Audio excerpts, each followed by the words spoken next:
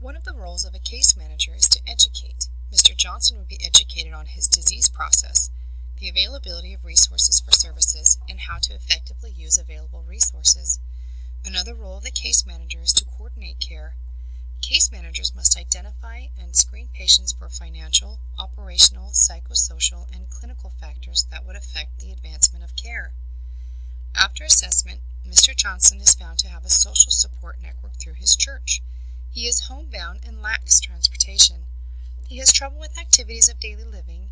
He lacks financial resources and cannot pay for his name-brand prescription medications. Thus, he rations his medications. His highest level of educational achievement is the 6th grade, and he stated, "I can't read very well." Consequently, he has low health literacy. Care coordination also includes the plan of care, proper sequencing of care, and effective communication between multi-professional team members. A portion of Mr. Johnson's plan of care included effective educational methods according to his health literacy and referring him to various multi-professional team members, like home health, social worker, occupational therapist, and dietitian. Proper sequencing of care for Mr. Johnson was obtained by communicating effectively with the multi-professionals, setting appointments, and utilizing volunteers from Mr. Johnson's church for transportation.